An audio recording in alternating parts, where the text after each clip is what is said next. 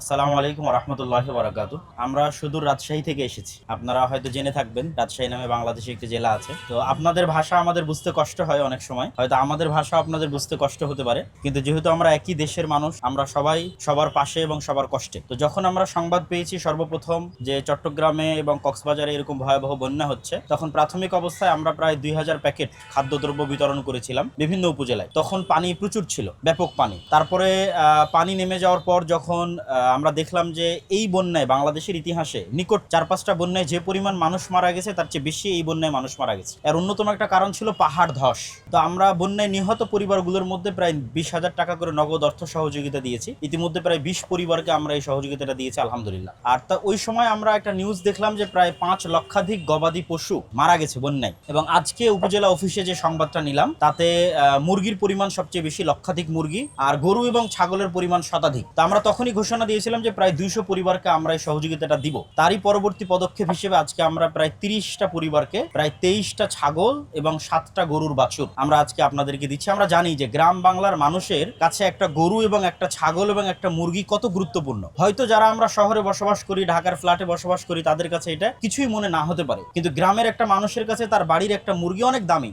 ওই মুরগিটা প্রতিদিন ডিম দেয়, সেই ডিমটা হয় সে বাজারে বিক্রি করে অথবা বাড়িতে কোনো মেহমান আসলে রান্না করে খাওয়ায়। এবং আমাদের গ্রাম বাংলার কালচার হচ্ছে বাড়িতে কোনো মেহমান আসলে বাড়ির মুরগি জবাই করে তাকে খাওয়ানো। তো আমাদের কাছে এটা সংখ্যায় অনেক অল্প মনে হতে পারে, কিন্তু একটা গ্রাম বাংলার একজন, বিশেষ করে আমাদের মা এবং বোনদের কাছে, নারীদের কাছে তার দুঃসময়ের সম্বল হচ্ছে একটা গরু। যে মেয়েকে বিবাহ দিবে, এখন টাকা দরকার, তো একটা গরু বিক্রি করে তখন ওই টাকার ব্যবস্থা করে। তো এই গরু এবং এই ছাগল হচ্ছে গ্রাম বাংলার মানুষের দুঃসময়ের সম্বল। এটা মারা যাওয়া যে কি পরিমাণ বিপদ, এটা ভাষায় প্রকাশ করা সম্ভব নয়। তো আমরা আমাদের এই কার্যক্রম অব্যাহত রাখবো। আমরা চট্টগ্রাম বাসীর পাশে আছি এবং দেশবাসীকে উদাত্ত আহ্বান জানাচ্ছি, আপনারাও আসেন, স্বচক্ষে দেখেন কি অবস্থা। এবং আমাদের এই উপজেলা অফিস মানে বাঁশখালী উপজেলা কর্মকর্তাগণ যে পরিমাণ সহযোগিতা করেছে, আমি তো নিহতদের তালিকা আমরা নিবরাস ফাউন্ডেশনের পক্ষ থেকে অতি সহজেই পেয়ে গেছি, কিন্তু গবাদি পশুর তালিকা কিভাবে পাবো? আমাদের লোকাল যারা দিনী ভাই ছিল তারাও আমাদের দিতে পারেনি। পরে আমাদের ইউনো মহোদয় এবং তার যারা এখানে পশু সম্পদের যারা দায়িত্বে আছেন তারা ব্যাপক সহযোগিতা করেছে আমাদের স্বেচ্ছাসেবকদের একদম স্পটে গিয়ে গিয়ে যাচাই করে।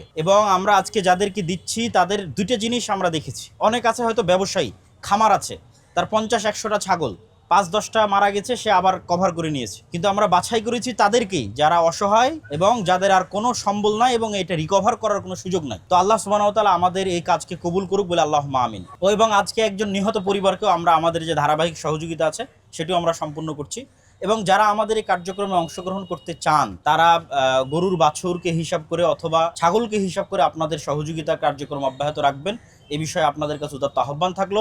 নিবরাস ইসলামিক রিসার্চ ফাউন্ডেশন তার প্রতিশ্রুতি রক্ষায় এবং মানুষের আমানত স্বচ্ছভাবে পৌঁছে দিতে বদ্ধপরিকর। এবং আল্লাহ সুবহানাহু ওয়া তাআলা আমাদের এই কাজকে কবুল করুক। আমি আবারও বিশেষভাবে ধন্যবাদ জানাচ্ছি ইউনো মহোদয়কে এবং এই বাঁশখালী উপজেলা কমপ্লেক্সের যারা কর্মকর্তা এবং কর্মচারী বৃন্দ আছে তাদেরকে। আসসালামু আলাইকুম ওয়া রাহমাতুল্লাহি ওয়া বারাকাতুহু।